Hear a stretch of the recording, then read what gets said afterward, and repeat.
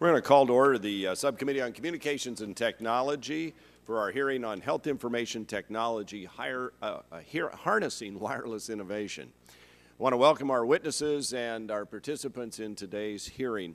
It's not every day the Subcommittee on Communications and Technology holds a hearing addressing FDA regulation, but the fact we're having such a hearing is testament to the breadth of innovation using wireless smartphones and tablets and all that's bringing to nearly every aspect of our lives. There are literally thousands of apps in the various smartphone and tablet app stores in the health and wellness categories, actually tens of thousands, everything from the simple calorie counters to complex analytical tools. The more than 300 million wireless devices we depend on every day are revolutionizing health and wellness. If I stopped here, this hearing could be about the success of bringing the innovation and investment of the wireless ecosystem to bear on the ever more costly healthcare system. And make no mistake about it, that could still be the outcome. But the specter of costly and time-consuming regulation, to say nothing of a 2.3% excise tax, looms large over this industry. We've heard from investors and wireless device manufacturers and application developers that are all concerned about the uncertainty of an FDA regulatory regime that may or may not apply to them and the possibility of an additional excise tax that cuts into already thin margins. The collision of these worlds in mobile health, or mHealth, is a study in contrast. The app economy is characterized by low barriers to entry, quick time to market, and the ability to adapt to quickly changing user needs. Medical devices, on the other hand, face a long and costly pre-market approval process at the FDA. Now, we all want to make sure that patient safety is taken care of first. But why would we treat mobile applications the same as a dialysis machine? These are the kinds of questions we need to get answers to about where that sweet spot is and that fine line. The answer may be that the wireless economy represents a tempting target for the 2.3% excise tax that the President's health care law placed on medical devices. While the IRS and the FDA have provided some draft guidance on how they will apply the medical device definition and the medical device tax, their analysis is not a poster child of clarity, and it leaves large parts of the economy wondering if they will be on the hook for what is essentially a tax on innovation. And we certainly are hearing that from our witnesses and others. The FCC and the Obama administration have both joined the wireless industry in trumpeting the virtuous cycle of innovation and investment in mobile technologies.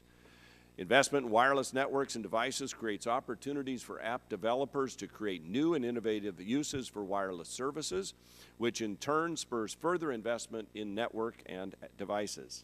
mHealth is part of this virtuous cycle that's driving faster speeds, lowering costs, spurring innovation, and creating patient benefits. Given the interconnected nature, we should be aware that an impact on one segment of this industry has the potential to slow the entire cycle. The overbroad application of FDA regulation and the healthcare law's medical device tax are not, as some have suggested, outside of the realm of possibility. In a 2012 report by the Institute of Medicine, one expert author suggested that all health IT products should be treated as Class 3 medical devices, which receive the highest level of regulatory scrutiny and therefore should be subject to the tax. Now, that's just one person's opinion, but it is in the prestigious Institute of Medicine report. Luckily, while these are not hypothetical concerns, they are also by no means foregone conclusions, which is why we're having the hearing today. Wireless has and continue to be a system that brings the mobile revolution to our nation's health and wellness sector.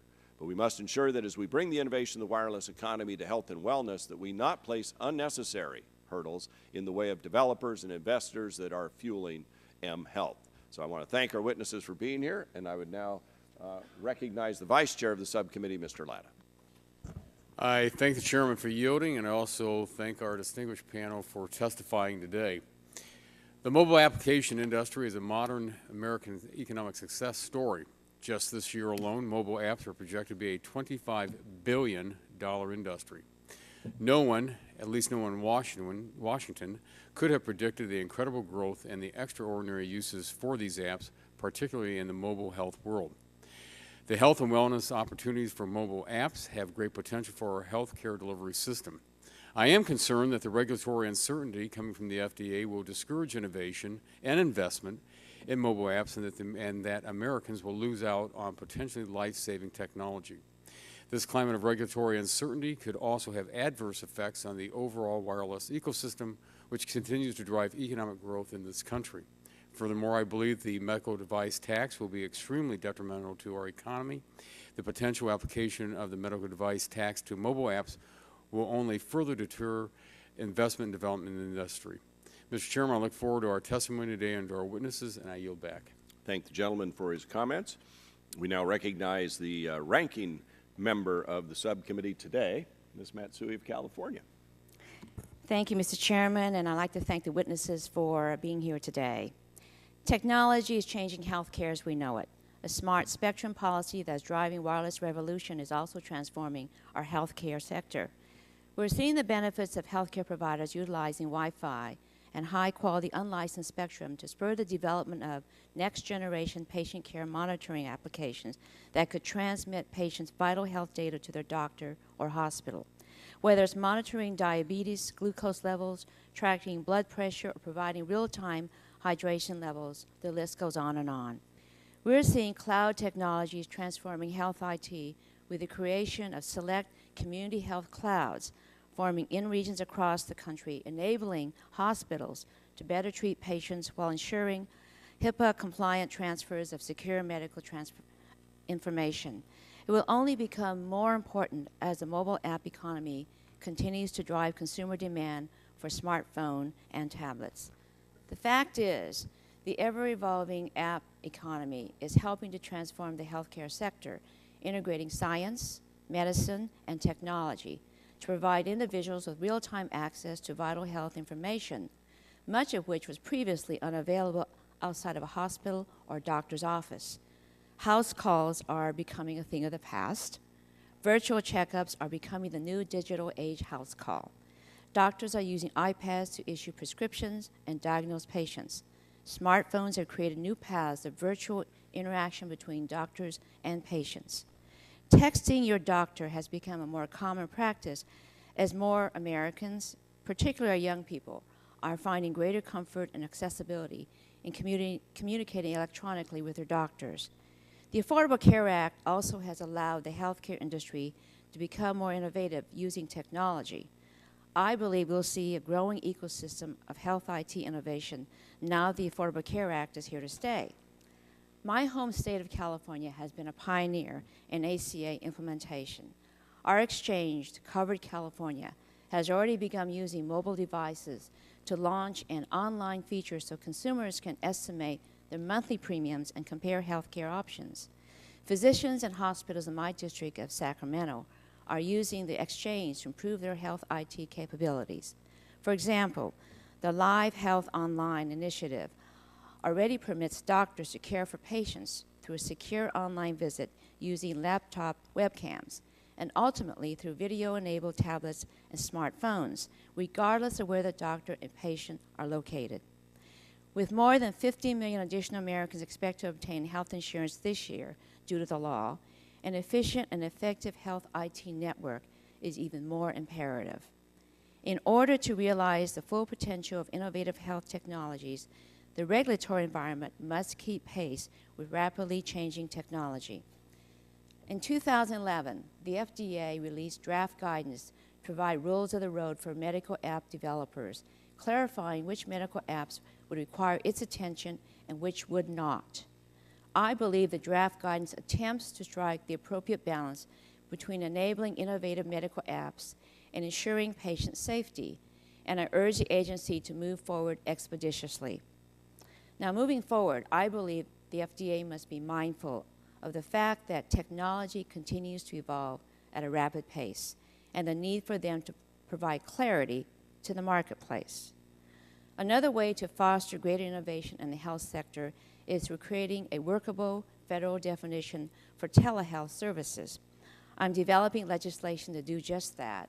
I believe having certainty here will spur innovation and research in the private sector and in programs like Medicare. We must continue to chart a technology-friendly course that promotes better patient care for all Americans. And, Mr. Chairman, I'd like to ask unanimous consent to enter into the record the following 3 items.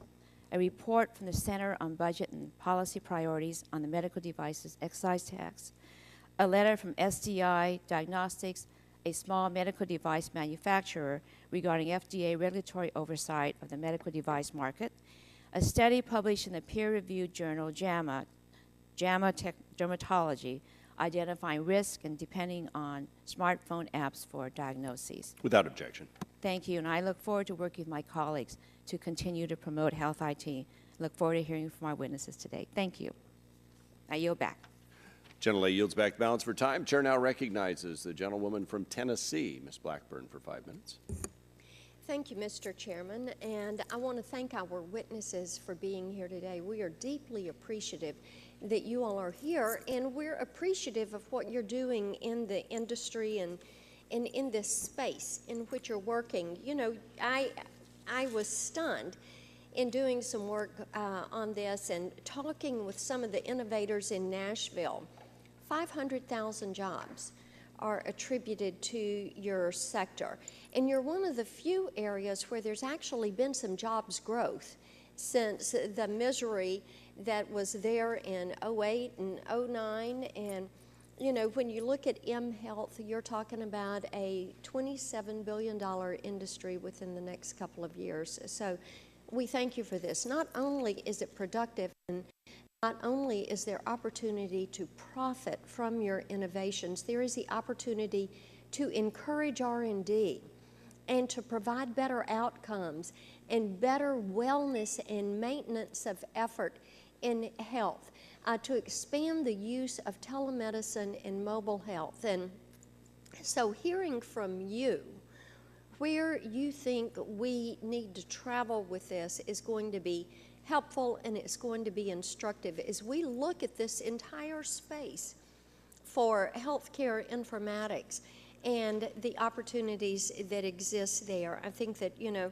we're all concerned about what would happen with the medical device tax being applied to this. Of course, it's muddy as muddy water when you're trying to figure out where the FDA is actually looking to go. I know there are about 300,000 apps that are available, or 80,000 apps, I think it is, and 300,000 downloads that are through the Apple App Store. And so people like the convenience of this.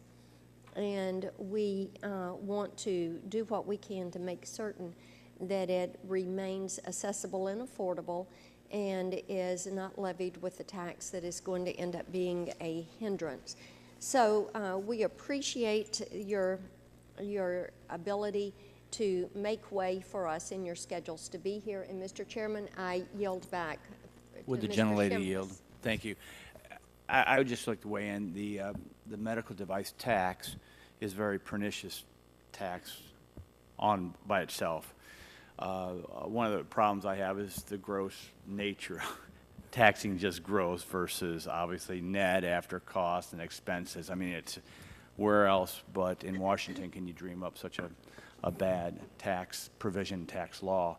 But as was stated earlier by my colleagues, what's critical for you all in your testimony today is kind of to help us sort through your concerns, your risk, your level of being able to capitalize or not, and then where is this line? I mean, it's very vague, and so when there is uncertainty, there's higher risk. When there's higher risk, there's a more cost of capital, and it could be damage to any business model that you would address. So we really appreciate you being here. We're probably going to ask some pretty specific questions, especially for those of you who are in that space, innovating and creating jobs. We thank you for coming in with that.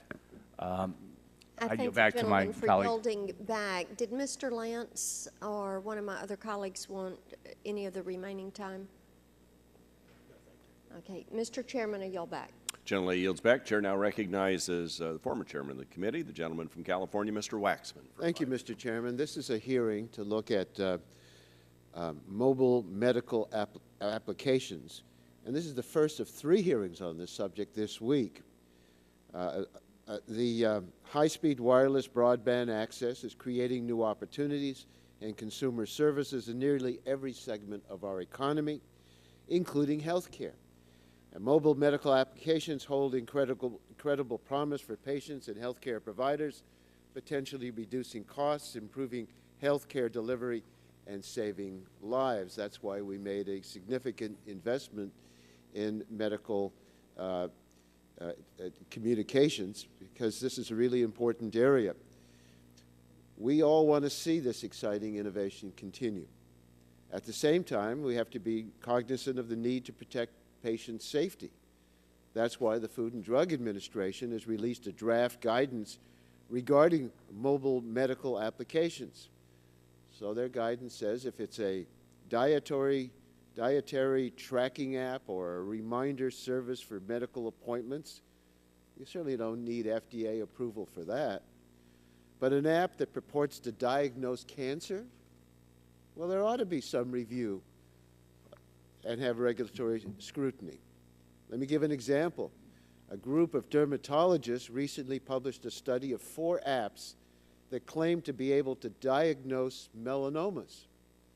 Well, the dermatologists found that 3 of the 4 incorrectly classified 30% or more of melanomas as benign when they were actually malignant. Well, we can't tell the American people, buyer beware, when potentially life and death care decisions are at stake.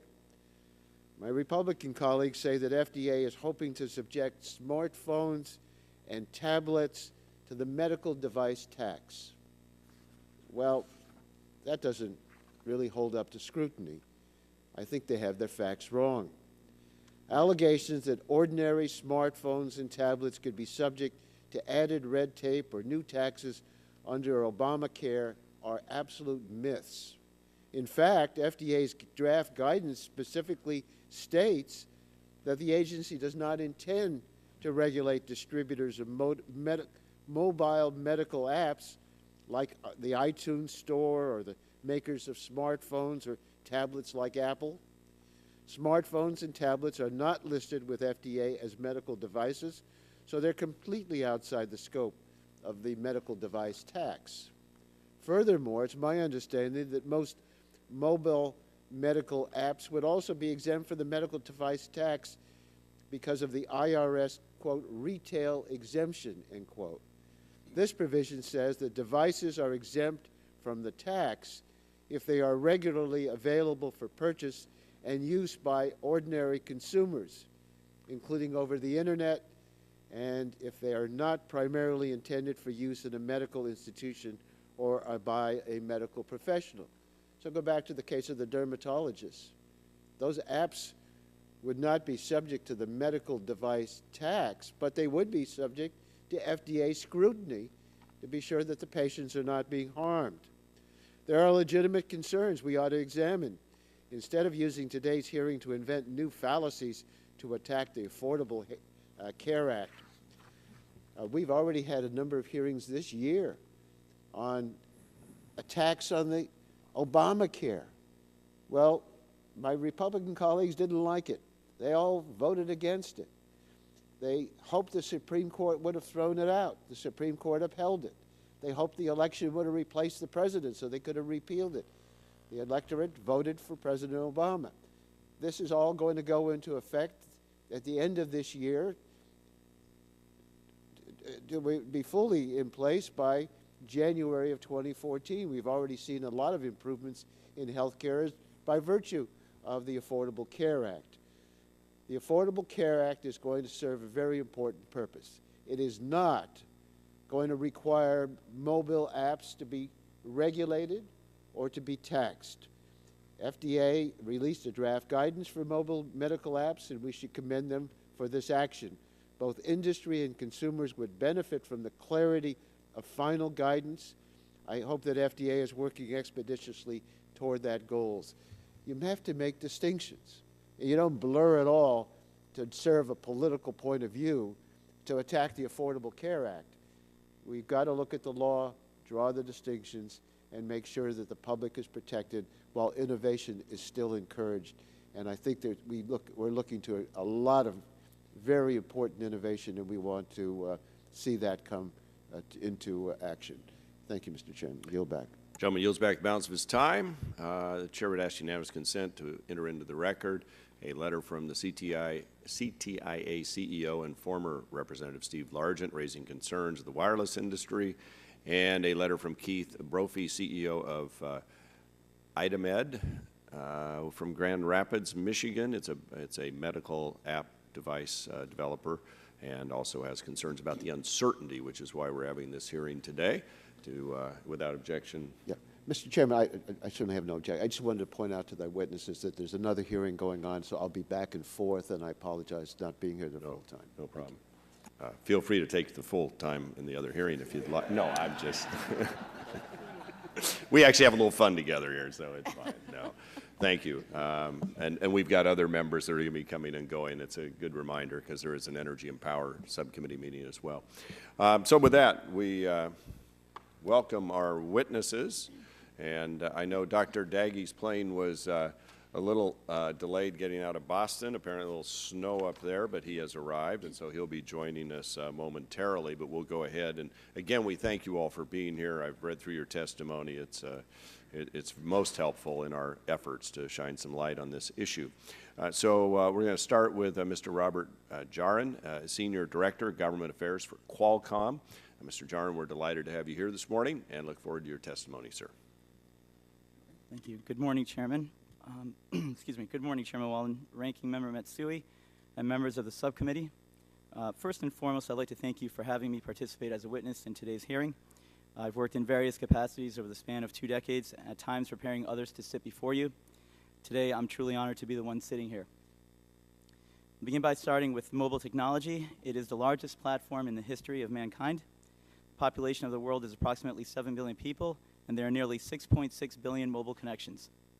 In the U.S. alone, there are 323 million mobile subscriptions for a population of 315 million people. Consumer research suggests that 2/3 of people sleep with their mobile device next to them, and 1/3 interact with their device before they even get out of bed. Those with the mobile phone tend to check it about 150 times per day, roughly about once every 6.5 minutes. Mobile devices are powerful and sophisticated. Today, a typical smartphone has more computing power than Apollo 11 did when it landed on the moon. Computing devices are now built around mobile experiences with always-on connectivity, location awareness, augmented reality, and powerful processing. Soon there will come a day when virtually everyone and everything in our world will be connected through a ubiquitous wireless technology. Let me also share some startling statistics of a different nature, yet related. Chronic disease in America. According to the CDC, about 1 out of every 2 adults in the U.S. has at least one chronic illness. 7 out of 10 deaths among Americans are due to chronic disease. Obesity, for example, affects 1 in 3 adults, as well as 1 in 3 children who are either overweight or obese. Although chronic diseases are among the most common, they are also the costliest of all health problems. The CDC states they are also among the most preventable. This presents an interesting opportunity. Many Americans are sick, yet more have access to a personal, powerful mobile computing device. Hence, it was only a matter of time before the healthcare technology innovators would take notice of the potential to personalize a mobile platform and facilitate the delivery of affordable healthcare. Nowhere is this growth more obvious than in the mobile health applications landscape. Quite simply, the growth of mobile health apps has skyrocketed. Approximately 27,000 unique health apps are available. Over 7,000 health apps are specifically intended for use by students and healthcare professionals. 500 new mobile health apps launch every month. Interestingly, however, a survey conducted by Moby Health News shows that to date, FDA has only cleared fewer than 80 mobile medical apps through its 510(k) process. They further estimate that as little as 5% of all health-related apps could potentially be considered medical and possibly subject to FDA regulation. On July 21, 2011, the FDA issued a draft guidance on mobile medical applications. The agency went on to receive more than 700 pages of comments from over 100 interested stakeholders. They also held a 2-day workshop and engaged the public at large in briefings and events. FDA officials have expressed their views that the final MMA guidance would be deregulatory. In effect, it would delineate how the agency would exercise enforcement discretion to not proactively regulate many low-level risk mobile medical apps. However, it is now March 19, 2013, and unfortunately, FDA has yet to release a final MMA guidance document. Qualcomm and others are concerned that the failure to release final guidance has created uncertainty among countless budding entrepreneurs and large corporations that fear the prospect of facing FDA regulation. Qualcomm offers the following recommendations for consideration. First, FDA should promptly finalize the MMA draft guidance document. Second, the final guidance should offer specific examples of low-risk, regulated mobile medical devices that FDA, through enforcement discretion, would not regulate. Third, there should be clarity on intended use in light of ambiguous and general health claims and terms. Fourth, for apps that do not warrant listing as low-risk Class 1 medical devices, or that do warrant listing as low-risk Class 1 medical devices, the agency should consider how it will assess exemption from good manufacturing practices. Fifth, accessories should be classified according to their individual level of risk and not according to the device with the highest classification level. Sixth, FDA should continue its commitment to consistency, predictability, and transparency by coordinating internal and external efforts through a single dedicated office within the agency. Seventh, and lastly, the agency would benefit to utilize external-facing resources such as CDRH Learn, Device Advice, and the Division of Small Manufacturers, International and Consumer Assistance to work with app developers and their communities. FDA has a proven and successful policy, regulatory, and legal framework that's been formed from over 100 years of innovation, science, and learning, a framework that puts the patient first, ensures safety and effectiveness of all health and medical products in the U.S. marketplace. We recommend that FDA be given the fullest support it needs to continue doing its fine work while allowing innovation to drive the U.S. healthcare system. In closing, I would like to say a few words about Qualcomm. Qualcomm Incorporated is a leading supplier of wireless chips, having shipped worldwide well over 11 billion chips to date. Qualcomm is a leading developer of 3G, 4G, and other next-generation wireless technologies. In addition, Qualcomm has a wholly owned medical device subsidiary focused on producing medical device data systems. We are committed to the healthcare space through various public and private efforts, as further described in my written testimony and on Qualcomm's website. Thank you, and I look forward to answering your questions. Mr. Jarn, thank you for the thought you put into your testimony and for being here today. We'll go now to Mr. Bradley Merrill Thompson, General Counsel, M Health Regulatory Coalition. Mr. Thompson, thank you for being here today. We look forward to hearing your testimony. Well, thank you very much for inviting me. And as you can tell from the name of our organization, the topic today is of very great interest to us. Our coalition is a very diverse coalition, which is both fun and challenging. It's fun because we have a lot of spirited discussions. It's challenging because it represents a lot of different points of view. We have folks in there from the traditional medical device industry. We have app developers in there. We have the telecommunication firms in there, patient groups, and so forth. And frankly, the way I navigate consensus building in our group is to say, look, we only have one rule, and that is put the patient first. Leave economics at the door, and let's figure out what policy puts the patient first. In that vein, I have three simple points that I want to make this morning in my testimony. The first one is that we would urge FDA to publish its guidance just as soon as possible and indeed expand on that guidance in the future. I cheated a little bit and I read the testimony of my other fellow witnesses here, and it seems like there's going to be good agreement on that score. What I would offer as the nerdy lawyer maybe among the panel is that I think that maybe FDA is delaying because they're going for the complete and final definitive for all time answer to these questions. And it's really tough because the industry changes on almost a daily basis. So they write a draft, it goes through a couple months of review. By that couple months, the environment has changed a bit and they want to go back and erase some of what they wrote previously. I think what they need to do is get a final version out there and then use the guidance process to update it periodically. As the environment changes, as the regulatory issues shift, as the questions shift, simply update the guidance periodically. We've talked about creating a website where they would, on a more real-time basis, offer some guidance. There's some tools that are available to them, but bottom line is I think FDA is struggling a bit with how to get this guidance out. And in our opinion, it needs to get out because there's an awful lot of business that is frozen on the sidelines waiting to see what that guidance says. The second point I want to make to you is a bit counterintuitive probably for someone from industry to say, and that is we'd like to see more FDA enforcement in this area, and particularly more balanced FDA enforcement in this area. And the way I can make this point is best through an example, and it's an example I read about of a new app just a few weeks ago announced from India, where you can do urinalysis with your iPhone. And everyone was talking about it on the internet because I think a lot of people were trying to figure out exactly where you pee on this thing in order to get the reading. And it turns out you do it by a very traditional technique. You pee in a cup and put a strip in that cup. It changes color, and then use the camera on the iPhone to more accurately assess what the color changes were. And they introduced this thing. It hasn't yet hit the U.S. market, but they've announced their intention to go through the Apple App Store in introducing it. The problem is FDA has regulated urinalysis for 30-some years. That's a very traditional medical device. And the typical one looks about the size of a cash register. So I got to tell you, doing it on an iPhone, that's cool. That's really cool. But what they did is on the front page, at the bottom of the front page, they basically said in legalese, this is not a medical device. Well, honestly, if it were that simple, I know a lot of other companies that would like to do that same thing, right? If you could avoid FDA by putting a disclaimer at the bottom of your home page, and yet the whole rest of the website explain how it's used in your analysis, that's a problem. So this is in part a competitive issue, right? Because different companies held to different standards, but it's a public health issue because this is an important app.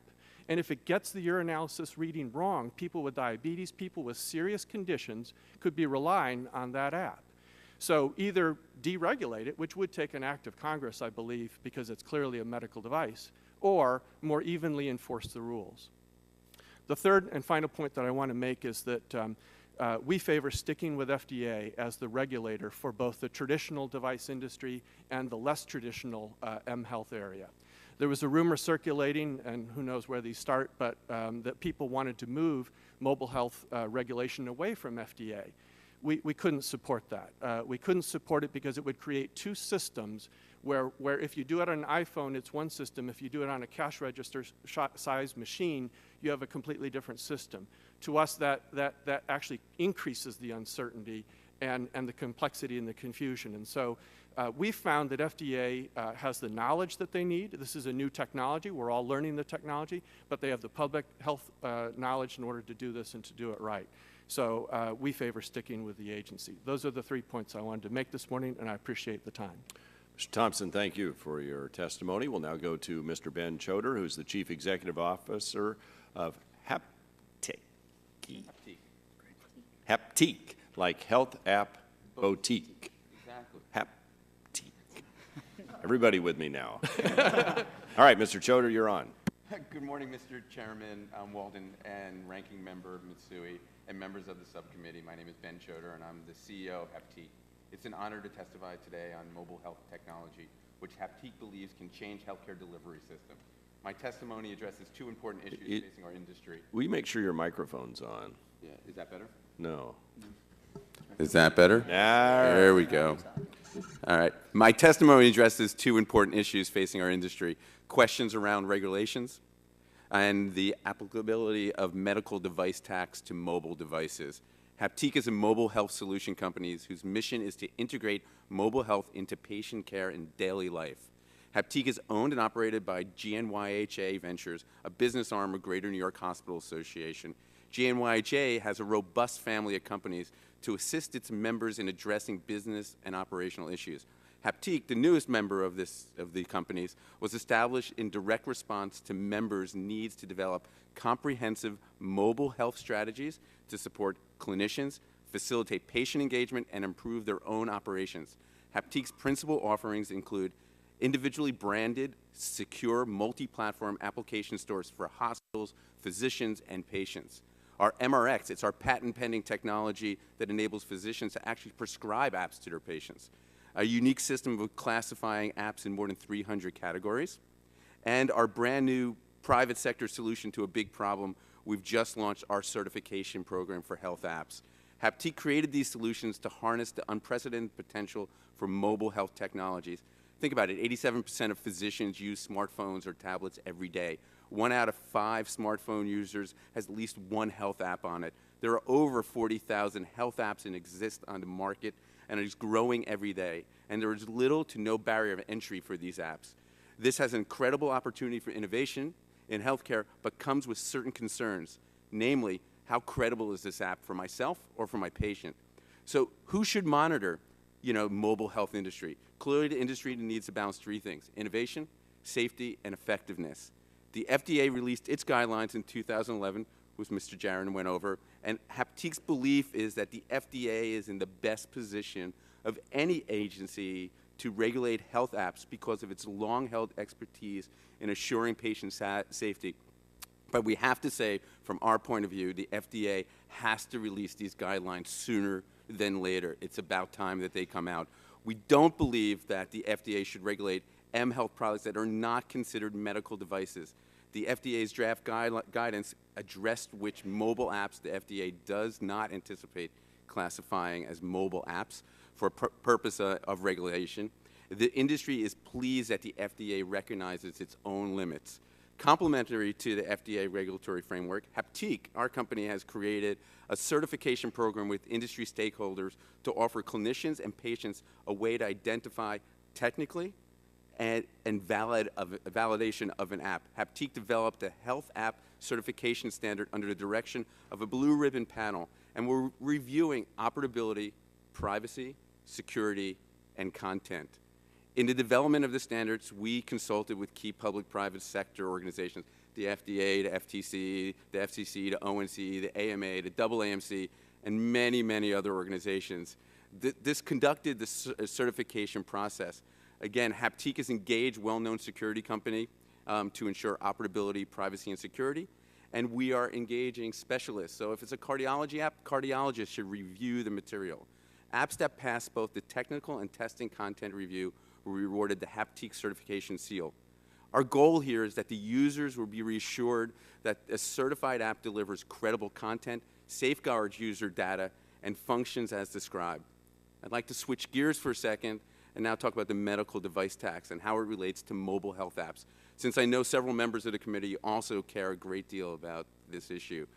Haptique does not believe Congress intended to impose the device tax on iPhones, iPads, Android phones, or tablets, or BlackBerries, or apps that run on these devices. Even if congressional intent is ambiguous, we firmly believe the retail exemption applies.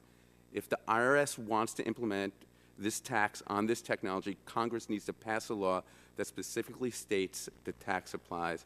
Imposing a device tax on apps will undoubtedly stifle innovation. Developers and publishers, and frankly, the threat of tax stifles innovation too. In closing, thank you for my allotted time, and I'd like to thank the chairman and ranking members and the subcommittee for asking me to testify today. Mr. Schroeder, thank you for your very good testimony, and that's why we're having this hearing, is to try and shine some light and bring some clarity. Mr. Jonathan Spalter is next. He's the chairman of Mobile Future. Mr. Spalter, thank you for being here. Well, and thank Please you, go ahead. Chairman Walden, and members of the subcommittee for giving me the opportunity to testify on behalf of Mobile Future and our member companies.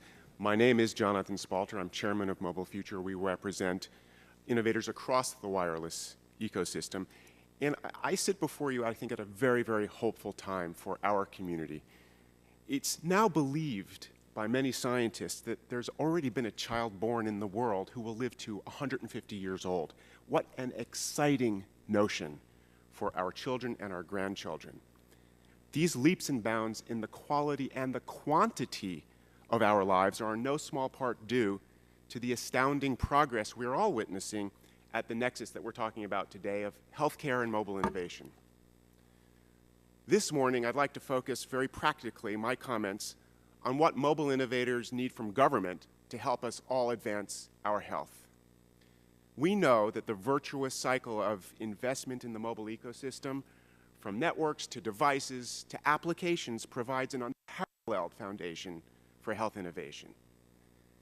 And I believe government can help build on it by providing our mobile health innovators four key and achievable certainties. First, a clear understanding of where regulation begins and where it ends.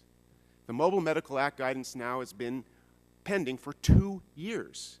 Clear guidelines and regulatory certainty are needed now. Common sense and affordable approval processes that are measured in months, not in years. Timely decisions across government that, of course, encourages a careful balance to safeguard patient safety and privacy on the one hand, which we all care about, without inhibiting the development and use of mobile medical apps. And finally, basic fairness when it comes to the taxes we pay, all consumers pay, on wireless services and applications. Bottom line, Americans would benefit from clear guidelines on when applications go to which government agency and for what set of approvals. But let's not also forget that none of this progress would be possible without spectrum and without investment. And therefore, it's imperative that the incentive auctions which are being designed now at the FCC are open and inclusive so that all Americans can take advantage of wireless health applications. And it's also worth noting that the needed spectrum is held by government agencies, significantly held by government agencies. So all of our eyes, all of America's eyes, are on the federal agencies who hold much of this underutilized spectrum, hoping they will make a meaningful contribution. I know that all of us can personalize this progress that we're talking about today. My daughter Willa was diagnosed 2 years ago at age 8 with type 1 diabetes. She's been extremely fortunate that from her very first week with the disease to have been in a clinical trial at Stanford University that's pursuing the holy grail of diabetes research, the artificial pancreas. Even having worked in mobile innovation and technology myself for years, I wasn't prepared, my family wasn't prepared for just how personally and profoundly relevant mobile innovation would become so quickly to my daughter. On the first day of her trial, there was her endocrinologist, Bruce Buckingham, and her research nurse, Jen Block, explaining the research and the hope that it holds for 3 million Americans who are dealing with this disease. And then, Dr. Buckingham, not really knowing what I do for a living, spoke about the importance of spectrum as he explained the wireless sensors that were all around my daughter's hospital room and the wireless glucose monitor that she now wears in her body. The medical team included software coders, application developers, algorithm writers, network engineers, all pushing together towards what could be, and I indeed hope will be, nothing short of a revolution in diabetes management. And this is the future of American healthcare. We all have a personal stake in speeding its progress. And ultimately, this is not about government stepping away. Rather, it's a profound opportunity for government to lean in and demonstrate that it too can innovate, that it can act flexibly, that it can move quickly with common sense, and with the understanding that innovation is born of many, many things, including a healthy dose of humility and restraint when it comes to regulation. So, on behalf of application developers and wireless innovators across our country, on behalf of my little girl and the millions of Americans who are managing chronic diseases, I really thank you for the opportunity to testify about our nation's promising mobile future, and I really look forward to your questions. Mr. Spalter, thank you for sharing your very powerful story with us. It really sheds clear light on our task here, and of course it also shows we are the most important subcommittee in the Congress, as we did make available new spectrum, and we're continuing to pursue the government excess spectrum, as we might find. And that has the added advantage of being true, Mr. Chairman. Thank you. You know, you're welcome to come back on a weekly basis. Yeah, let's do this. So no, seriously, thank you very much, and thanks for the work you're doing. We'll go now to Dr. T. Forchtdagge, I believe, MD, MPH, DMD, SC. I'll let you explain all of those things. Partner at HLM Venture Partners. We're delighted you were able to get another flight and get down here from Boston. Thank you very much. Go ahead and push that button in front of you there. Thank you, Mr. Chairman. Chairman Walden, Ranking Member Eshoo, members of the subcommittee. I'm Dr. Theo Forchtdagge. I'm a partner of HLM Venture Partners based in Boston, Massachusetts and San Francisco, California. I'm a board-certified neurosurgeon trained at Johns Hopkins and the Massachusetts General Hospital and hold or have held leadership positions in clinical and academic medicine for over 20 years. I'm chair of the Committee on Perioperative Care of the American College of Surgeons at present, and I hold a professorial appointment at Harvard Medical School.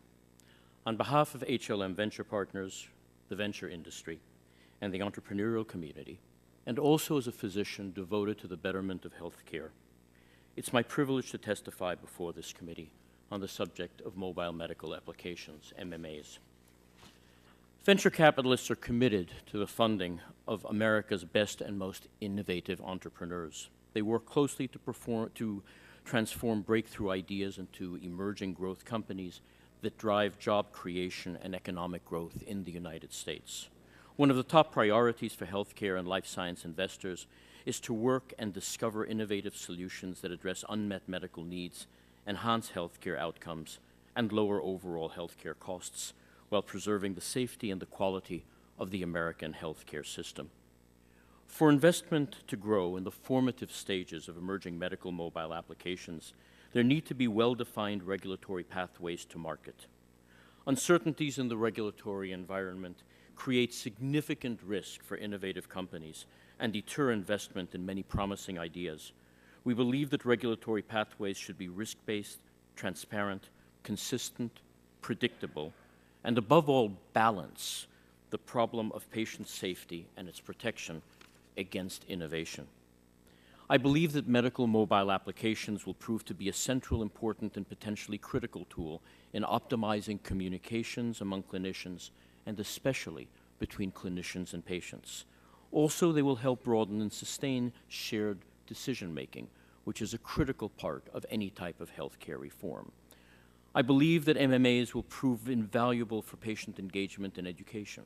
They can materially enhance integrated strategies for healthcare, help coordinate the management of chronic disease, and promote patient safety while lowering healthcare costs. Here are some examples of the critical roles they already play. They're used to help diabetics follow and refine insulin regimens. Mr. Spalter, I didn't know you were going to speak to that. Thank you. They're used to screen for diseases of the retina, for telemedical consultations, to help patients with congestive heart failure avoid readmission, to diagnose moles and screen for cancer, and to coordinate across groups of physicians in different institutions. They provide a means for sending sentinel emergency alerts to providers. They also facilitate home health care and remote monitoring of patients in other settings like the intensive care unit. They hold tremendous promise in patient care, and I emphasize in safety. I would also like to emphasize my concern about the 2.3% medical device tax with regard to medical innovation and U.S. job creation. We also believe Congress did not intend to burden emerging MMA companies with this new tax. Their products are not included in the traditional medical devices. The 2.3 tax on revenue has already started to have detrimental effects on early-stage medical device companies. They are regressive and repressive. It creates a major market inefficiency by increasing the capital intensity of innovation and discourages venture capitalists from investing in these companies now and in the future. The tax would be even more devastating for companies developing MMAs because of their revenue structure. The tax of 2.3% sounds modest, but it is not. This is a tax on revenue. It is not a tax on profits. The vast majority of entrepreneurial ventures developing MMAs are very small and very early. Some of the companies in which we invest may in fact generate some revenue, but very unlikely to generate profit. Revenues are plowed back into the company for growth, and therefore the 2.3% tax on small startup companies delays their ability to reach profitability and increases the amount that must be invested before a company can become cash flow positive. Venture capitalists and entrepreneurs stand ready to participate along with other public and private stakeholders to find solutions that will help move these important innovations into the healthcare system. We would like to offer the following recommendations to help stimulate investment in this very important sector. First, promote a regulatory framework that is predictable, consistent, transparent, and risk-based. The Food and Drug Administration issued draft guidance for mobile medical applications on the 21st of July, 2011. This guidance addresses some regulatory concerns and reduces some regulatory uncertainty, but leaves open questions around enforcement discretion decisions. The uncertainty must be resolved.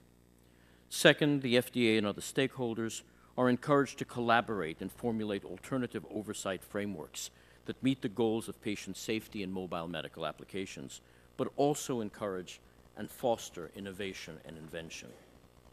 Third, we would ask that the FDA solicit very broad input in evaluating new regulatory frameworks, especially from those at the forefront of innovation that promotes healthcare transformation. And finally, we would ask that mobile medical applications that are defined as medical devices be exempted from the 2.3% medical device tax. Mr. Chairman, Member Eshoo, members of the subcommittee, thank you for the opportunity to testify. I look forward to working with you to address these critical issues. Dr. Nagy, thank you very much for your very learned testimony. We'll now go to Dr. George Ford, who's the Chief Economist, Phoenix Center for Advanced Legal and Economic Public Policy Studies. Dr. Ford, we're delighted to have you. Please go ahead with your testimony. Chairman Walden, Ranking Member Matsui, and members of the committee. You may need to push the button there. I have. There you go. Thank you for the invitation to speak today and appear before this committee again. At issue in this hearing is the role of FDA oversight in health-related applications for mobile devices and the platforms on which they run. mHealth applications are believed to have great potential to promote better health and improve the efficiency of the healthcare system.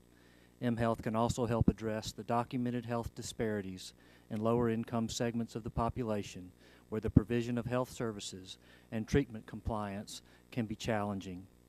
In my testimony today, I touch upon a couple of thoughts about the possible regulation of mobile applications and platforms as medical devices by the FDA.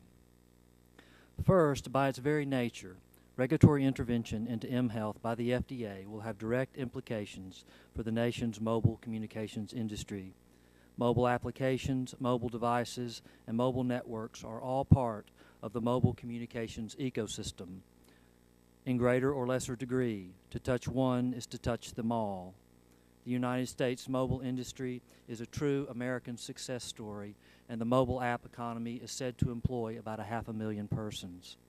Many believe that the continued growth in the mobile sector, both in size and innovative capacity, is critical for the U.S. economy. One study suggests that the diffusion of new technology in mobile wireless communications supports about 400,000 jobs annually, and the billions invested annually in mobile and fixed networks supports and creates hundreds of thousands of jobs. Accordingly, regulating mobile applications is not only a healthcare issue, but a much broader economic one. The difference between a good decision and a bad decision regarding the FDA's regulation of the mobile sector may have significant economic impacts. Indeed, economic theory and an ample literature demonstrates that the inevitable and arguably intended effect of FDA involvement is to raise the cost of innovation, to alter the trajectory of innovation, to reduce competition, and to favor larger firms that can afford the overhead of dealing with a federal regulatory agency. In a trade-off with efficiency and efficacy and safety, these negative effects may be acceptable. Gains from improvements in safety and quality may be sufficient to offset the lost innovation and higher prices from less competition. Normally, the cost-benefit trade-off is limited to the health sectors, but in the mobile ecosystem, the FDA's intervention could spill over into the entire mobile broadband industry. The dangers are significant, and I applaud this committee for taking this matter seriously. Second, while the scope of the FDA's regulation of mHealth is a complex issue on its own, the decision is made even more complex by the Affordable Health Act's medical device excise tax. Regulation and taxation are completely different questions, and there is no reason to believe and every reason to suppose that the proper methodologies for choosing when is appropriate or not will be quite different in scope and severity. Taxes may or may not raise revenues, but taxes always discourage the activity being taxed and play no apparent role in assuring the safety of the product being sold. Yet the role of the FDA in assessing mobile health applications cannot be treated today as independent of the tax question, since defining applications as medical devices may very well lead to the taxation of such applications under the Affordable Health Act. In addition, given health disparities for low-income Americans and given the expectation that mHealth will be particularly effective with low-income Americans, the medical device tax may prove to be a regressive tax. Moreover, the medical device can be described, or what I describe, as a virtue tax. Normally, the government applies taxes to items it wants people to consume less of, that is, sin taxes. The medical device tax, in contrast, applies to items a government agency has declared to be good for people. If we want innovation to drive a healthier America, then why tax such innovation? It doesn't seem to be very good policy, perhaps doing more harm than good. Finally, and perhaps most significantly, I believe the FDA's draft guidance leaves the door wide open for inserting the FDA into the innovation flow of mobile handsets, tablets, and other devices, or what we refer to as platforms. There are good reasons to believe that formal role for the FDA in the mobile handsets and tablets would significantly curtail the pace of innovation in that sector, an innovative pace that is rapid and highly beneficial. My written testimony discusses this concern in detail. A critical question is, could a regulator or tax collector, or even an overzealous regulator or tax collector, make a legally defensible argument that these general purpose devices, or even the entire mobile network, are medical devices and thus subject to regulation or the medical device tax? In an ecosystem like the wireless industry, where all the components are tightly intertwined, where does the line get drawn on what is and what is not a medical device? Obviously, clarity is needed, and there needs to be some limitations on the scope of the FDA's reach, lest regulation and taxation become very broad in the mobile ecosystem and do significant damage to innovation in the sector. Mr. Chairman, thank you again for the invitation to testify today. I welcome any questions. Dr. Ford, thank you very much for your testimony and that of all of our witnesses today. I think it has helped explain why we're doing this hearing to begin with, because we kept hearing that there's a lot of uncertainty in the marketplace that may indeed be slowing down, stifling investment, innovation, and new U.S. Job growth and technology. So that's why we're doing this hearing. And I know Mr. Waxman, who had to leave, and I understand that we all have to juggle here, thinks the law is very clear. Obviously, you all don't, especially when it comes to the FDA's lack of a final rule in this area. Look, we're all for patient safety. There's no separation here. We're all patients eventually. We want patient safety. We don't want fraudulent devices on the market. We recognize the importance of appropriate regulation. But Dr. Ford, I thought it reminded me of something I always was told: if you want less of something, tax it more. And you know, you really summed it up and basically said, look, you're taxing innovation in healthcare. Don't we want more of that? Is that not what you were? Yes, well, it's and a gross receipts tax, which could completely stifle innovation. The gross receipts tax will significantly deter involvement of companies in this space. It's a fairly severe tax, particularly when we're dealing with innovation, new products, new companies, and even hospitals and doctors that themselves have entered into the business to design their own applications. This virtue tax issue is an interesting one, and I think I mean, it's weird when you have a government agency say, okay, here's the good stuff, and now we want you not to use it so much. We've run into that in my own state of Oregon. There was a medical device manufacturer who, for various reasons, but they said, including the new gross receipts tax, I believe laid off, what, a couple hundred people already, and I'm hearing about it around the country. Dr. Daghi, are you seeing a move to take this offshore in terms of innovation and development and offshore these jobs and all that now, or not? I am, sir. Seeing two things. We're seeing that many companies attempted to take this offshore, and they're also thinking about launching offshore where profits will not be taxed and where the regulatory path is both simpler and more direct. So is it accurate to say that Obamacare is driving this sort of medical technology and innovation to other countries because of this tax? I'm not expert enough to say that it's Obamacare specifically. Well, but the 2.3% tax is part of the President's health care law. Yes, sir. All right. And so, Mr. Spalter, what does that mean, people like your daughter and the innovation that could come from that? Are you concerned about a reduction in innovation in this area, and that these really smart people who are probably, I don't know, 14, sitting in a garage somewhere creating apps are going to go create another Angry Bird as opposed to something in this area? I mean, and I'd open that up to anybody here. That's my concern, is that public policy has an impact. Is it going to have a negative impact here, which is not what we want? America's wireless consumers, all of us, are actually paying roughly 17% of our monthly bill towards for our wireless services to taxes. Wireless services are taxed at 2.5 times other goods and services on average across our country. We're very concerned, Mr. Chairman, that these types of taxes, if they are applied to mobile medical applications and devices, will stifle innovation, will tempt entrepreneurs to pursue, as you suggested, other types of innovation and apply their genius and their efforts to other parts of the mobile ecosystem, rather than efforts to make our children, our families, our parents healthier. So there is an impact, and we need to be very, very vigilant and cautious about going down this path. Mr. Jarr, in your testimony, you mentioned that as many as 5% of the 27,000 health-related apps could be subject to regulation. Yet, our data would indicate fewer than 80 medical apps have gone through the FDA process. I was a journalism major, not a math major, but I think that leaves 1,200 apps in a state of regulatory uncertainty. Correct. Roughly. Is that accurate? And are you accurate. concerned about the time delays and all of that?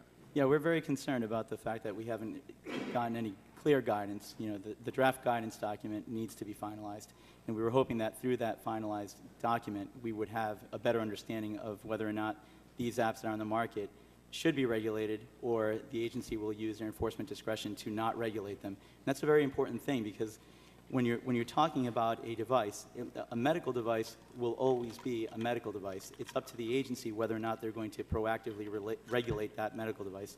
And I'm speaking about the very low risk end of devices, not medium risk or higher risk devices, Right. which I think we all agree are question. not the ones that we're discussing. But when we're talking about a mobile application, a health application, there's a lot of ambiguity. For example, if I were to use some of the terms like well-being in my marketing claims, or heart health, or sleep deprivation, or patient satisfaction, stress, even mention Did the word those fat. trigger FDA? Unsure. Potentially? Unsure, and that's Wow. the kind of clarity that we're looking from the agency. And they seemingly were ready to deliver that clarity. I believe in this very building, less than a year ago, Dr. Jeffrey Shuren, the center director, spoke about some of the things they were contemplating to take off the table. And they spoke about some of the things like medication adherence software potentially could be off the table, BMI calculators, meaning body mass index calculators, drug formula, drug dosing calculators. That would have been very helpful for the industry.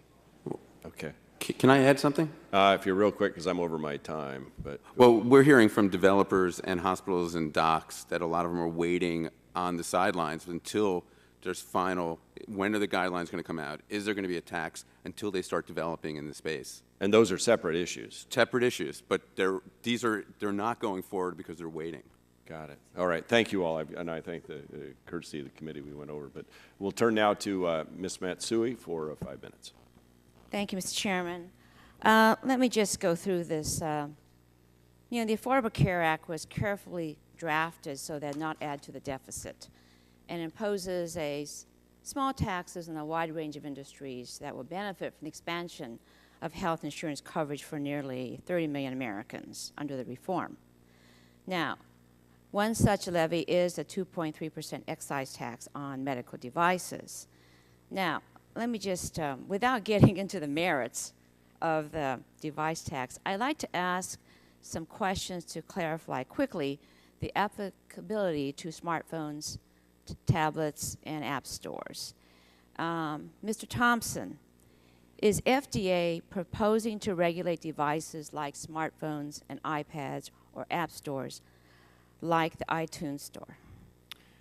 I think in the draft guidance, they did about the best they could to explain no, that they don't want to regulate those articles if they can avoid it. Okay. Admittedly, it's not the model of crafting, but I think their intent came through. Okay. So if the FDA is not regulating smartphones, tablets, or app stores, would they be subject to the medical device tax? So if they're not medical devices, they would not be subject to the medical device tax. So, Mr. Thompson, it is also my understanding the IRS looks at something called the retail exemption Right. when examining the applicability of medical device taxes. Could you explain that exemption? Well, the exemption is meant to cover medical devices that are basically sold at retail for use by lay people in managing their health. And so those are exempt from the tax. And it covers most things other than, for example, the professional use apps that we've referred to a few times. So whether it's for reading an ultrasound image for a doctor or whatever, those apps would be subject to the tax. But stuff sold to consumers through the App Store would not, as I understand it. Mr. Chodar, you stated in your testimony that a fair reading of the final regulations implementing the tax should lead one to conclude that the retail exemption applies to all smartphones and tablets that are on the market today. So do you agree with Mr. Thompson that based on current IRS rules, smartphones and iPads are not subject to the medical device tax? Absolutely, Heptique agrees with that. Okay, so from all you've stated then, smartphones and tablets will not be taxed as medical devices. Now, I understand, you know, in a sense of the frustration here, and I'm frustrated too regarding the draft 2011. And I agree the FDA needs to move swiftly to finalize the mobile medical app guidance. I understand that. The clarity of the final guidance can improve confidence for investment and bring new innovative applications to the consumer. And I wholly agree with you there. And I think we really need to encourage that in a very expeditious manner. I want to move on to something else here. Spectrum is something that I'm very much involved in. And we're all involved in this committee. We understand how important that is and how important we need to free up the federal spectrum. Mr. Spalter, your testimony discusses the importance of making more spectrum available to expand mobile broadband, and I couldn't agree more. Do mHealth applications have particular spectrum needs? Are hospitals and other healthcare providers going to be affected if we do not address the looming spectrum crunch? I believe profoundly yes. Mobile health applications are at their nascent stage now. We're expecting there are going to be extraordinary levels of adoption, innovation, new products, new services, new applications brought to the market. And we need to have a predictable and reliable continuum of access to spectrum for enabling and deploying these innovations.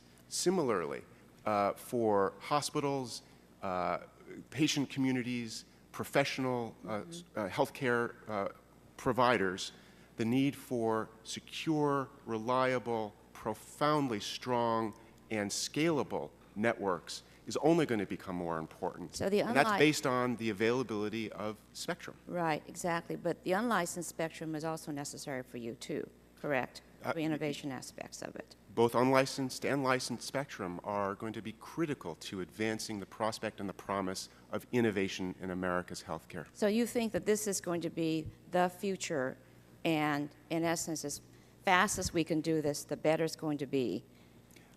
The President has spoken about the fierce urgency of now. For the sake of our patients, for the sake of our families, nowhere is that urgency more important than in the health care of our citizens, and mobile innovation based and built on spectrum assets and reliable networks is what will get us there. Okay. Well, thank you very much. I see my time has exceeded.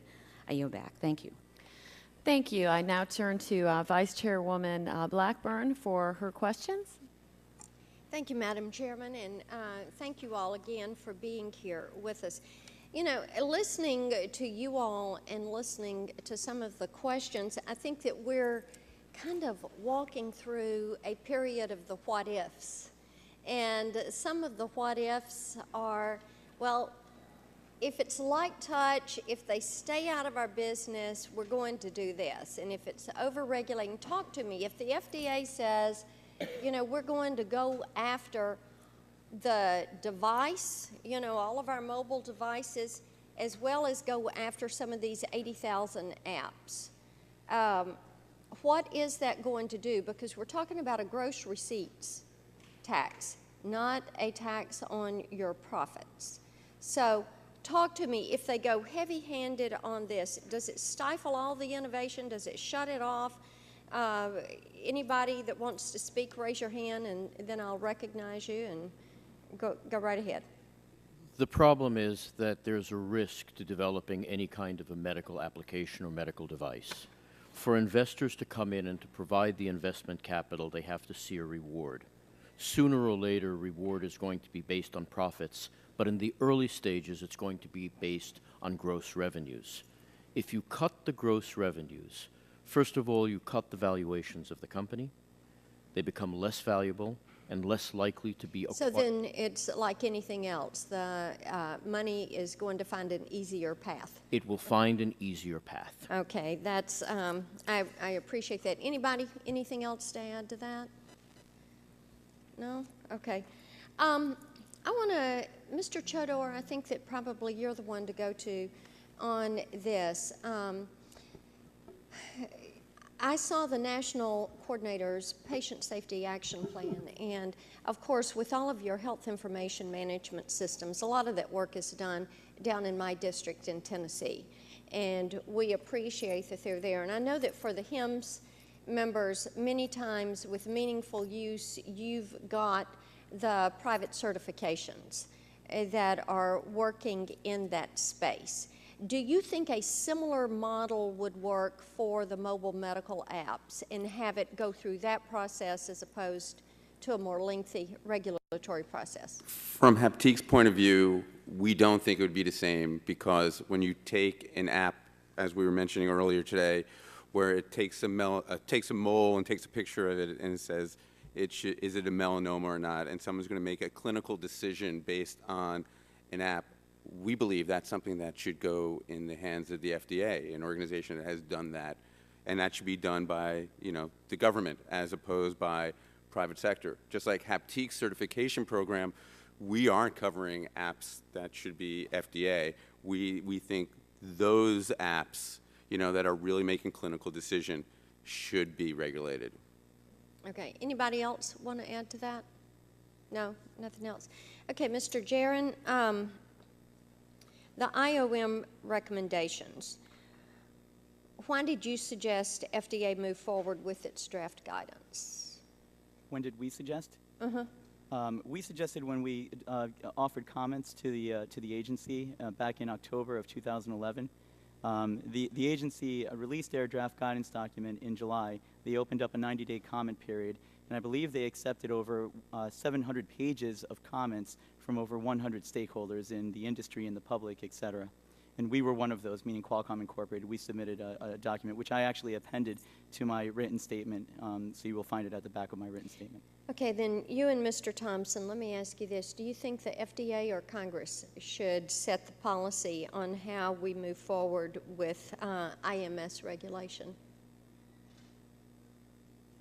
IMS regulation? Yeah, with the management systems, health management systems, the mobile apps. Do you think it should be us or FDA? I think FDA is squarely within its jurisdiction right now to move and to act, and that's what they had begun to do. We took a lot of their initial actions as a very promising indication to the industry at large that they were willing to work with all of us. Okay, let me get Mr. Thompson in before we...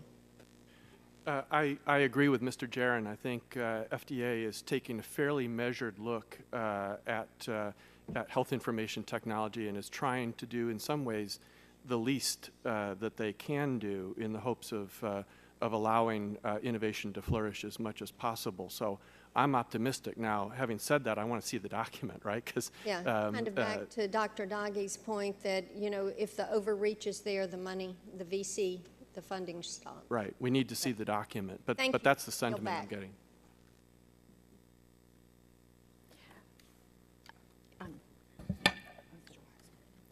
Yes, I now turn to Mr. Waxman. Thank you very much, Madam Chair. First of all, let me say that I agree that innovation is important, that overregulation can harm public health just as underregulation can. I think there can be great value in discussing how to determine the correct balance and how to achieve it. But when I read the Republican memo for today's hearing, I got the impression that the only two issues of interest to my colleagues on the other side of the aisle with respect to health IT are whether the FDA will inhibit innovation and whether all of our smartphones will be subject to a device excise tax. I understand Mr. Walden agreed with my earlier statement that there is a federal interest in ensuring patient safety, and I very much appreciate that. I'd like to hear from our expert witnesses whether you think there is a need for any FDA oversight of any mobile medical apps. In my opening statement, I mentioned the example of the apps that claim to be able to educate the consumer as to whether a mole is a sign of a melanoma. Clearly, if such an app is accurate, it could lower healthcare costs by minimizing unnecessary trips to the doctor for benign moles, and could save lives by encouraging people to go to a doctor when they might otherwise have ignored a mole that could kill them. On the other hand, an app that is inaccurate can do just the opposite. So, Mr. Choder, do you think such an app warrants going through an FDA pre-market clearance process, just as it would have to do if it were a conventional standalone medical device? Yes, we believe that any app that's going to make clinical decisions should go through like an FDA type of program. Thank you. Mr. Thompson, what do you think? I agree with that. I think if you look at the 80 apps, for example, that have already been submitted to FDA, they represent fairly high-risk technologies that should be reviewed by FDA. And Mr. Jaron? Yes, I would agree with that assessment as well. Mr. Spalter, do you agree?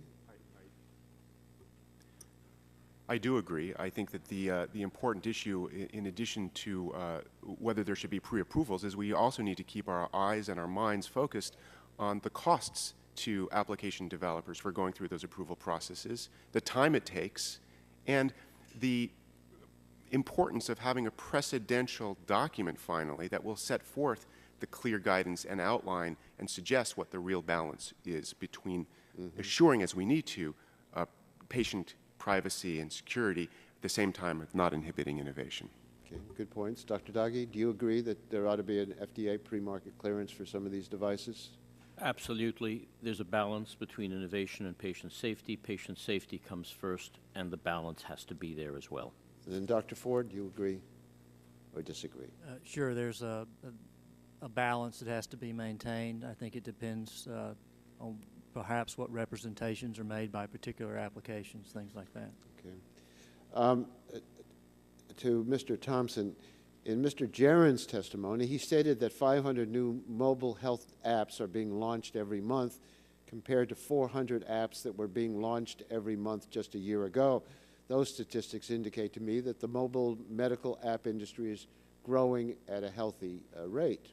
We all want to see this pace of innovation in the mobile medical app market continue and accelerate. Do you think that the certainty of final guidance from FDA would help the mobile medical app industry continue to attract investment? Absolutely. Getting a document out there in final form will relieve a lot of the uncertainty, and I think folks who've been sitting on the sidelines will be encouraged to jump in at that point. Are the members of your coalition concerned that FDA has plans to aggressively regulate this industry, or do they just want certainty?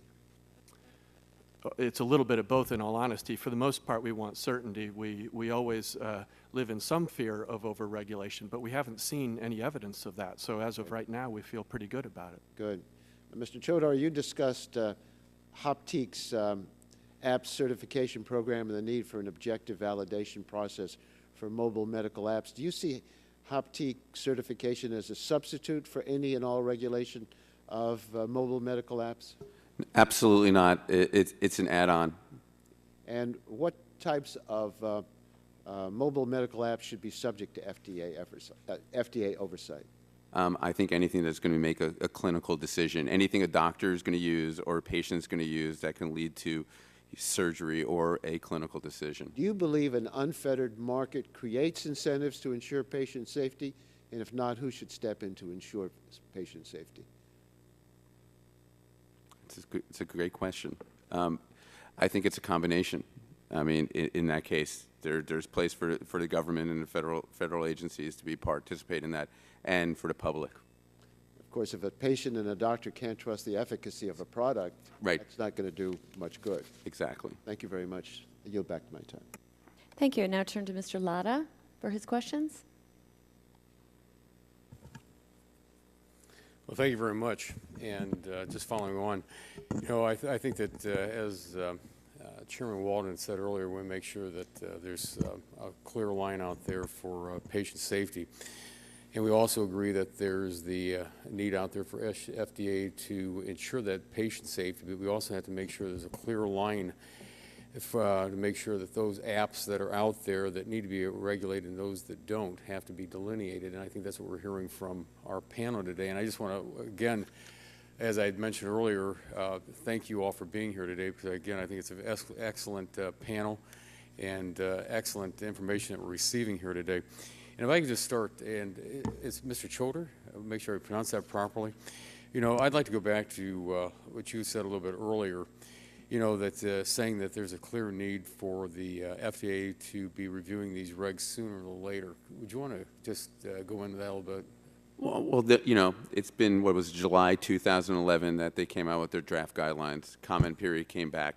The public needs to know, the developers need to know, hospitals need to know, doctors need to know what's going to be regulated, what's not going to be regulated. Right now, we're just sitting in this middle ground, and no one knows.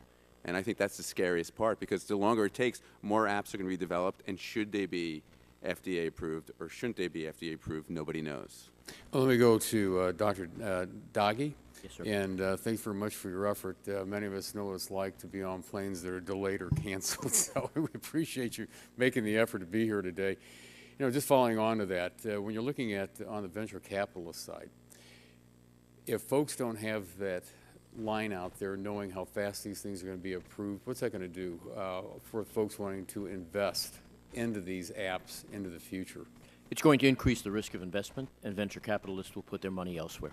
Okay, and when you say putting their money elsewhere, does that mean, as I think there was also mentioned a little bit earlier, taking that money offshore to have these apps developed? They might.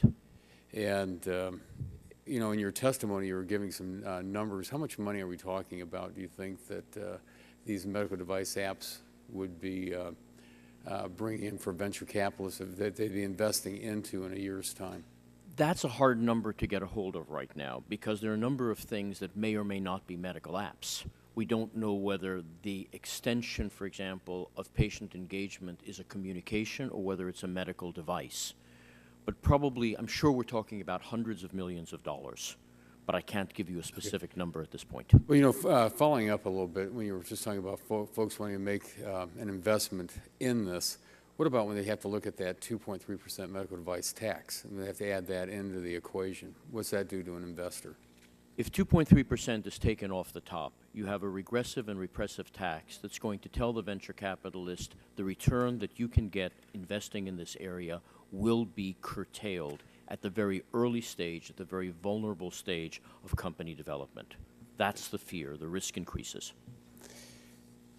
And Mr. Jarwin, again, thanks for your testimony today, too. And also, I think that Chairman Walden had brought this up, but it's really looking at, again, on the FDA side of, you know, not getting these things done quickly and slowing down that development. And when you talk about slowing down development, again, as you just heard from Dr. Daghi and Mr. Choder, what's that tell people out there if they want to get into this or not? I think the chairman had mentioned a little bit earlier about, you know, does that mean someone doesn't get into the medical device app side and they go in to develop, you know, some type of a game or something like that? What's that mean to the industry? Well, it's really tough on the industry. I've got a great example. There's a company out in California called MedCell, which changed to Vocell, that had an application called the Pill Phone. And they brought it to market, and in construction with the FDA, they actually approached the FDA and said, we're thinking about making this app, and we'd hope that you can help us make this app. And they ended up being a regulated app. They, the CEO of that company, claims that that was very helpful to them because it made them make a better product. However, the FDA has mentioned that those apps potentially may not even have to undergo through regulation. So he ended up spending several thousands of dollars, well into the hundreds of thousands of dollars, to go through all of the good manufacturing practices and quality systems to actually ensure that it would really fall under the FDA guidelines and regulations. And if in fact he wouldn't have had to go through that, then that's a major capital expense that he incurred technically for nothing. But we can also argue that it was actually better because his product came out better in the long run. So we have to weigh both sides, but I think that it's very hard on the industry not knowing whether or not you are or are not going to be regulated, because you have to take that into consideration. Thank you very much. And Madam Chair, I see my time has expired, and I yield back. Thank you. I now turn to Mr. Lujan for his questions. Thank you very much, Madam Chair, and to everyone that's here today. We really appreciate your time today. Mr. Choder, I think that the questions have been asked, but I think some, just for clarification, because of the memo that we received about today's hearing, I think that's why you're getting a lot of similar questions, just to make sure that we're able to get answers to these questions. Do you think that some types of mobile medical apps deserve different levels of scrutiny than others? And yes, I do.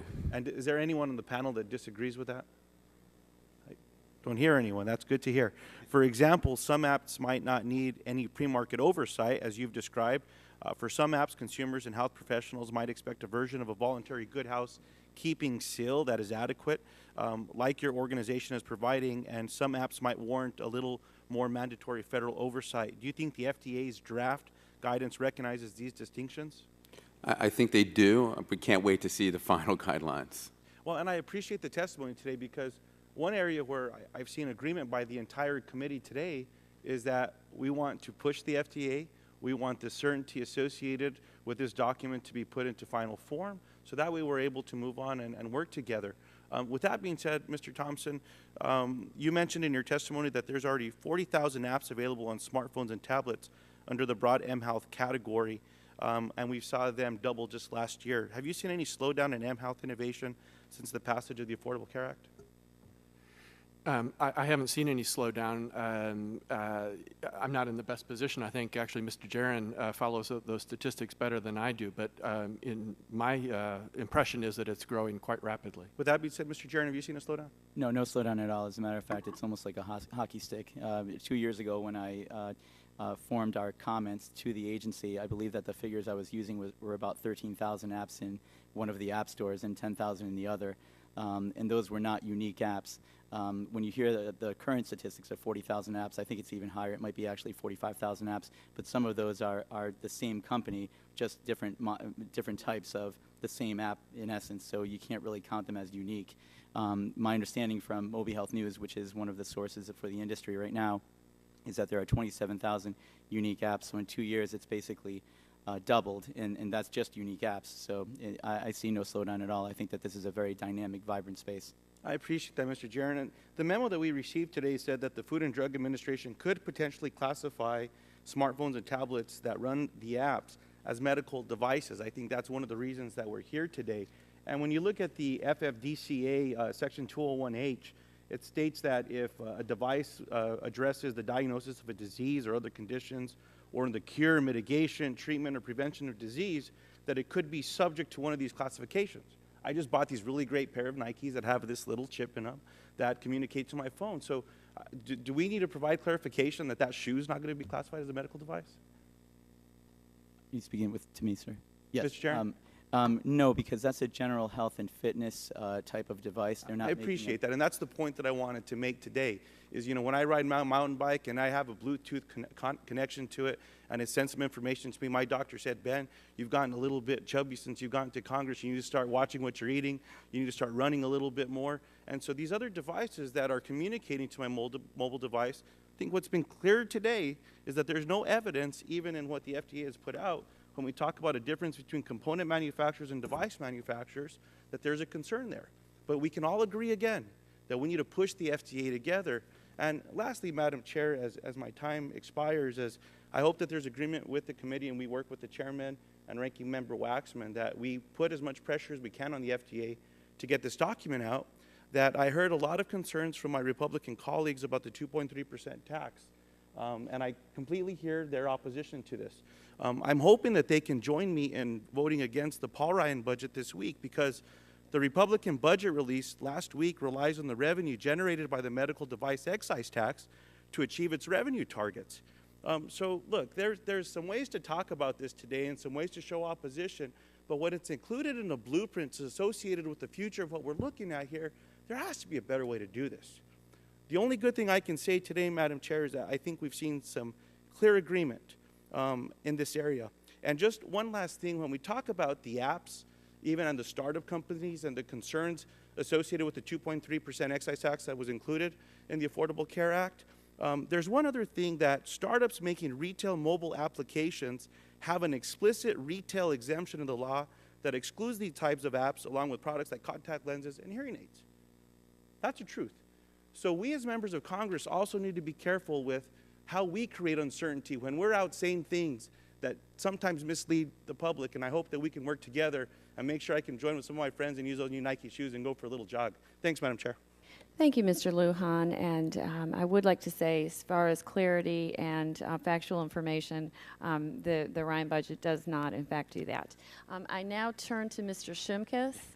Yeah, it's a nice attempt. We just think it's important to balance your budget by 10 years and start paying down debt. So I guess if balancing the budget in 10 years and not paying down debt is not important to you, then I guess, you know, you go to your processes. But Will the gentleman yield? No, actually not. I was going to try to ask for time, but I think I'll use mine on this debate. But to Mr. Dagan Ford, and follow up to my colleagues' other questions, talk about that chip in the phone. Does it? I mean, he's assuming that the whole panel agrees. Where do you stand on what could happen, Mr. Daggy first and Mr. Ford, with that example that my colleague just expressed? Depends on the application, sir.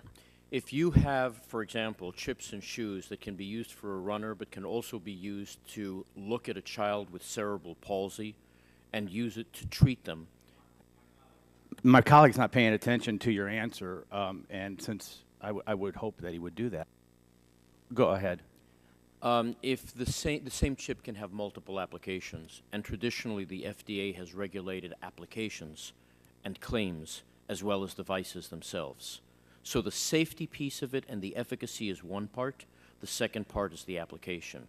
We would ask for clarity on the way these are going to be regulated, and we would ask that the goalpost not be moved in the process of bringing devices to the market. Mr. Ford? Well, I think it's interesting that we keep asking the FDA for certainty about things, and then we make certain claims about what they will or will not do. It's got to be one or the other. We either need certainty or we don't. The other issue with uncertainty that I think is important to clarify, resolving the uncertainty is not helpful in itself. What if we become very certain that they intend to regulate everything very heavily as Class 3 devices and tax mobile phones and everything else? I don't think that would be very helpful for innovation. So resolving the uncertainty issue depends on what we become certain about and what we remain uncertain about. So resolving uncertainty is not really that helpful if we become more certain that the regulation is going to be very heavy-handed. And that's a great segue. Just in following the comments, Mr. Jarin, not a correct, but you talked about the hockey stick, all these new apps. How many of you actually have apps right now? And what is the approval process to have an app right now? It None. Why do you think we have so many apps? Now, I've got my iPad here. I've got 21 updates app updates that if you had to go through, and let me ask another question. How often do you update an app? Mr. Choder? I mean, all developers do it different. Some developers update it 3, 4, or 5 times a year. Some developers are only updating once a year. So if you have to go through the same regulatory regime on approval of the original app and then all the updates, doesn't that segue back into the uncertainty, the risk, the raising of capital, and that is a problem? Would you agree? If the app is going to make a clinical decision, then it's the cost of being in a heavy regulated industry called healthcare, where we're dealing with patients and physicians. But you're living in a world right now where you don't have it, right? Well, that's right. We're in a new world, a new brave world of healthcare delivery that everyone's going to be happy with. But health apps developed in the absence of Obamacare. And they are plentiful throughout the system. And our concern is, as the federal government gets involved, It creates uncertainty. It raises the cost of capital. It slows up the delivery process. And it could be very problematic for delivering the same care that we are all espousing. Mr. Daggy, you're nodding yes. You would agree with that? Absolutely. I believe that the medical application can be seen as a provider extender in some cases. So we don't have enough primary care physicians. We don't have enough specialty positions. This is a way of getting to the patient. So we're all saying the FDA should publish final guidance to clear up confusion. However, Mr. Daggy, you noted that we should be looking at alternatives to the FDA framework. I mean, there's some of us that realize government's big, costly, bureaucratic, slow. The telecommunications subcommittee, the great thing about this sector is it moves faster than we can regulate. Yes. And this is a concern that we're going to slow it down. Mr. Daggy, do you believe that the FDA framework is the best way to balance patient safety and innovation in this space? They have the credibility and the experience. They need to take information outside the FDA. It can't be positivist. It can't be only from the inside. But with the appropriate inputs, yes. They need to bring the tech community in and be tech savvy, and that would be helpful. That's correct. Thank you, Madam Chairman. I yield back my time. Thank you. I now turn to my colleague, Mr. Gardner, for his questions. Thank you, Madam Chair, and thank you to the witnesses for joining us today at this hearing. A couple of weeks ago, I met with a constituent of mine in Colorado. He was a software developer in his earlier years, and since has focused his attention on developing applications for a variety of uses. And one of the things he was talking about, recent healthcare scare that he had a conversation with a doctor in Colorado where the doctor was showing him some of the new technologies that he is able to use today when it comes to medical applications, apps, software apps, things like that, but also in the near future, things that we will be using. And he described a scenario where you could walk into your bedroom and you would have a scale, and you would get on the scale and you'd check your weight. That scale would have a Bluetooth connection to it, to the iPad, and it would send your weight to the iPad.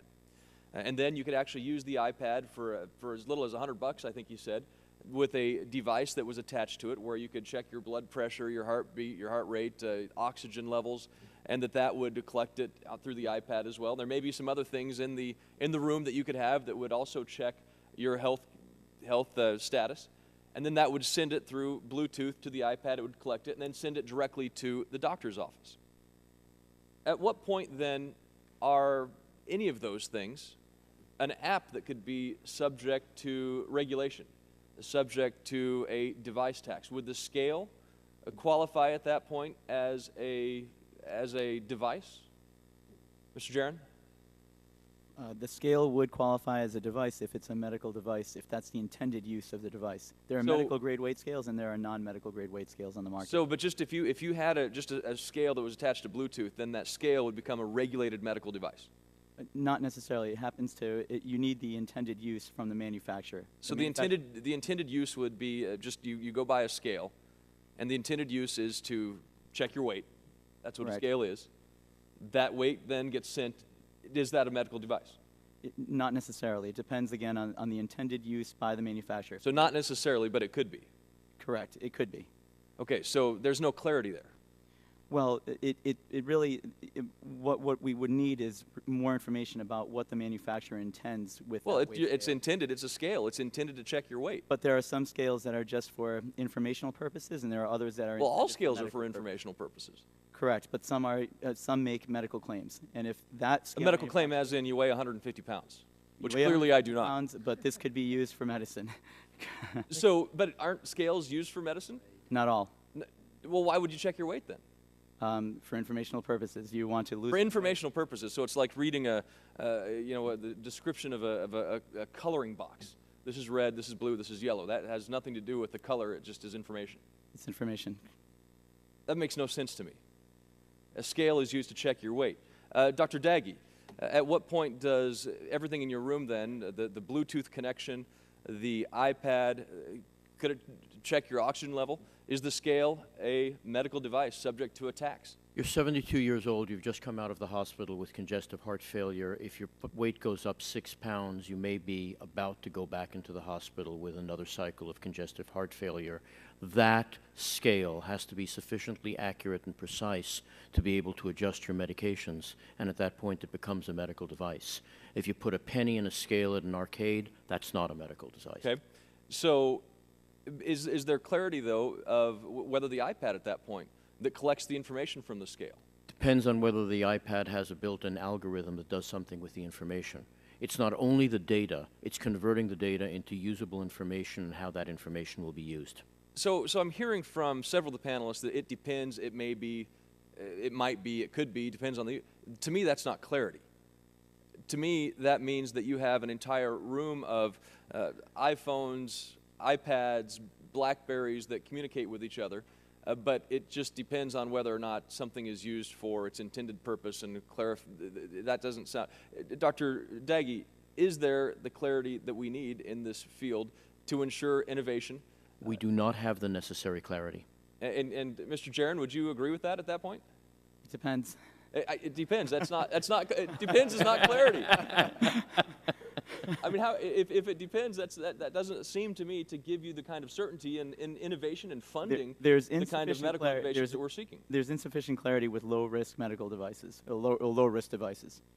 There's insufficient clarity. But if low risk a scale? Yes, could be. If it's recreational purposes. Sure, if it's recreational purposes. If the scale manufacturer is saying...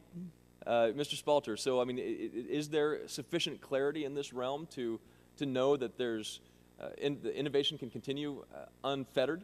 Clearly not, and we have a group of experts here that are struggling with this question. Imagine what it must be like for the members that we represent, the app developers who are sitting in their laptops in their living rooms trying to dream up the next innovations. How are they dealing with this level of uncertainty? What we're asking for is not necessarily one framework or another. What we're asking for is let's create that balance, let's find the line, let's put down on paper where we actually, what we need to understand. And once we get there, I think the hockey stick that we talked about, 40,000 medical apps, will become 100,000, 200,000 medical apps. In fact, I would even say that if we had that clarity, that the smartphone that is enabled to test your analysis that we talked about earlier today, there would already be 3 or 5 new apps that have been developed just this morning. And Madam Chair, if I could just ask one follow-up. So, I mean, the line clearly in the wrong place at this point, and we've got to adjust it. Is that what you'd agree with that, Mr. Spalter?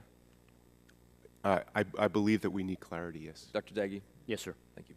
Madam Chair, thank you for your indulgence. Thank you, and I will finish. Mr. Lujan, did you have additional questions or comments that you wanted to make? Okay, I will finish up with my questioning. And Mr. Thompson, I have a question for you. In the wireless world, most wireless devices are replaced in a 2-year cycle, and mobile operating systems are replaced in as little as 1 year by their next version. I mean, having considered the high rate of technology advancement that's taking place. In your experiences with the FDA's regulatory processes, how long does the pre-market approval process take, on average, for a non-invasive medical device? There's quite a range, but the range could be anywhere from about 90 days at the earliest for the actual FDA review to up closer to a year and a half would also be reasonably typical. And so basically, so a year and a half, you know, so that's time that's gonna elapse before some of these very important medical applications can be put forward.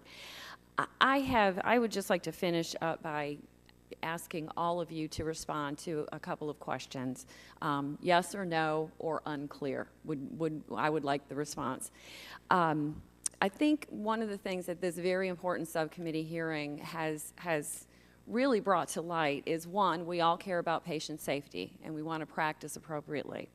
We agree that there is FDA approval and regulatory processes that need to be in place for certain levels, especially when we're looking at something as important as diagnosing a disease or, you know, something very important. And Mr. Spalter, you know, I listened to your testimony, and I have my own personal experience with diabetes, and I can only think my older brother was diagnosed 40 years ago, and where we would be today had we had some of that innovation in place.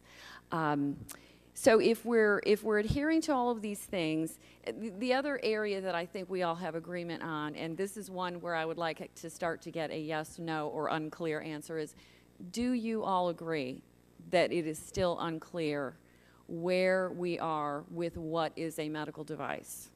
Starting with Mr. Jurin. Yes. Yes. Yes. Yes. Yes.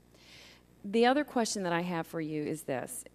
Again, FDA regulation and medical device tax or gross tax. These are the two issues that we're really talking about today. In your opinion, if it is FDA regulated, should the medical device tax be in place? And again, I guess I should preface that by saying, do you believe that the medical device is going to hamper innovation? And I would like for each one of you to answer that question first. Unclear. I would say it definitely hampers innovation. Unclear. It's still unclear.